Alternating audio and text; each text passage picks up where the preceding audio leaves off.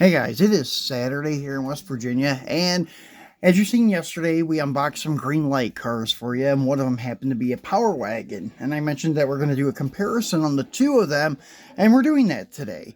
The two of them being the Greenlight Power Wagon and the Hot Wheels Power Wagon. These are both based on first-gen Power Wagons. They are a couple years apart from each other. I think the first-gen Power Wagon, I researched it before I did the video, ran from 1946 to 1958. They all pretty much look the same with very, slight differences. Some of them may have been exactly the same. The only thing that I know that was an option from 52 to 58 was the swivel frame, like Hot Wheels. This guy here. You had your swivel frame, like that, offered on the 52 to 58s. And I forget the company that made the swivel frame.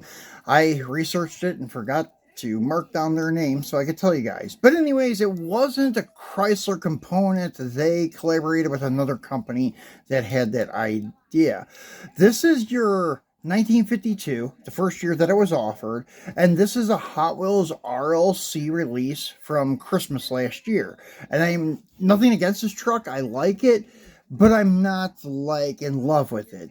And I'm hoping that RLC does something better this coming Christmas. I love Mopar, but this is not my favorite Mopar truck by far. And they didn't even give us a Christmas tree with it. But I got it anyways. And I do have the red one. The red one I like, and then Oxford Blood Red. That's really cool. This one's cool too in the green and yellow, and it's great with the high country tree service. If they would have just had a tree in the back of it, it would have been great. Or something like Santa or whatever. I don't know, something there. Like the Texas Drive 'em the one year had the reindeer in the back. Then they had the 64 GMC panel with the first time ever opening rear door with a snowmobile inside.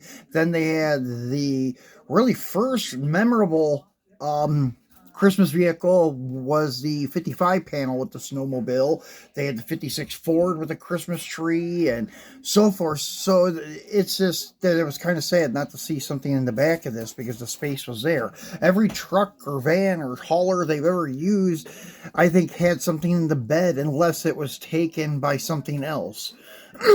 So anyways, back to this truck. So it's a great casting though from Hot Wheels, and it seems to be true to scale. I don't know, comparing it to other trucks, like for example the 72, I would say that the 52 would be a little bit bigger than, well, not 72, but the 74. And it really isn't, though. They're kind of the same length. So it's hard to say because M2 is not known for being precise with 164s, especially nowadays. Hot Wheels is not either, and neither is Greenlight. Unfortunately, Auto World does not make a Power Wagon or a 70s truck or anything like that, except for newer trucks. That's the only thing that they make is newer Dodge trucks. So anyways, trying to compare the older single cab stuff. But yeah, this could have been or could be true scale, not sure. But it does have nice details with the headlights being independent, kind of standing on their own little pedestal on the front fenders. That gives some realism to it. The rear tail lights mounted on little pedestals outside.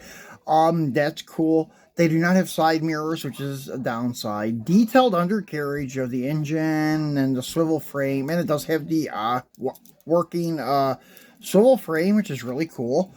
Now, the one from Greenlight is a 1947. So this year did not have a swivel frame. So you heard me mention yesterday in the video, oh, this doesn't have a swivel frame or any way that it could. Well, that's because it never was an option on this year. So anyways, but looking at the truck overall and comparing it to the Hot Wheels one, they are pretty much almost the same exact size. I mean, it's kind of funny. They are both pretty much the same length. Bed size is the same because they're both long beds. if that was a thing back then. I don't know if they had short wheelbase or long wheelbase for these or not. The Hot Wheels is slightly wider, but yeah, the Greenlight and the Hot Wheels seem to be exactly the same with length and such. Hot Wheels is slightly wider, as I said, which could have been something that changed when it came to the 52 and on up, that it got a little bit bigger. I'm not sure. Now, the Greenlight does have like really nice undercarriage detailing, pretty much like the Hot Wheels. If anything, Hot Wheels may be slightly better with detail on the undercarriage. But not much. I mean, there are some highlighted parts that are painted. Then when it comes to the overall body details, though, this has the mirrors mounted, and they are very fragile. They are hard plastic, so they will break easily. So this is definitely not a kid's toy, but neither is the RLC stuff. Does have the wiper detail, and the Hot Wheels one does not. So, anyways, but they could have had cowl-mounted wipers. That's kind of what I was looking at with those little stubs there. Not sure the differences between the 47 and the 52. So design things could have changed. Front bumpers seem to be exactly the same design with a winch. I like the Hot Wheels one because it's painted black. I think it would have looked better if this one would have been painted black, but because it is brown, it highlights a little more of the detail, and this one is more detailed than the Hot Wheels one. And the tail lights on this one are mounted in the rear bumper. They're not like... Oh, I wish it would just focus here. They're not external like on the little, I call pedestals, mounted on the outside, as you can see on the 52, but they could also be a year different thing. So these are not the exact same year. That's the one thing that's working against us. But overall, like, for the money, the Greenlight one is definitely the winner, because they're only like $6, $7 tops. The RLC ones are $25 a pop. No, actually, they're 30 because they have the sole frame and they come in the display case. And the packaging is like the packaging and presentation of the Hot Wheels RLC one is better. I do like the slightly lifted look with modern style wheels and tires.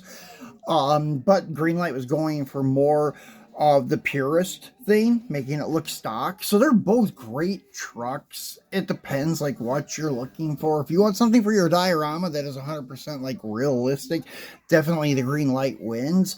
If you want something that's going to be collectible and worth like more value in the long run, the Hot Wheels definitely is going to be your winner.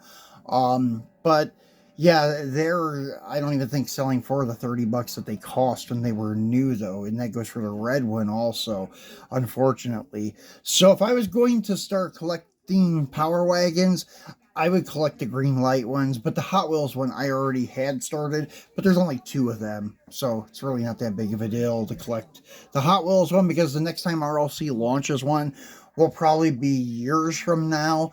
We may even see it pop up into like the premium diecast stuff with a one-piece design, though, no swivel bed. Kind of like we've seen the Rotson pop up in the premium stuff, because they run out of like things to do, so they have to put it in the premium and get their money's worth out of that casting. So that may be something in the future. We'll see that as a premium. I don't know.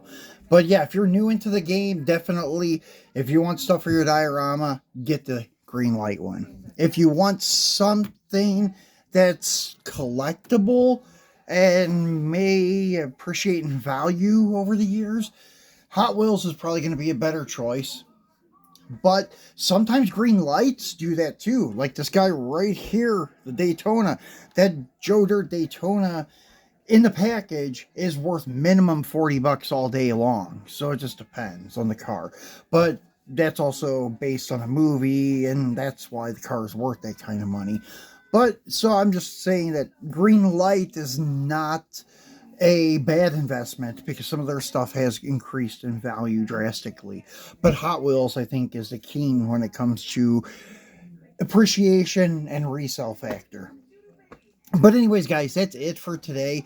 We'll be back again on Monday to do a Mopar Monday, and I think we will have the new Trail Duster from Greenlight to crack open for you guys.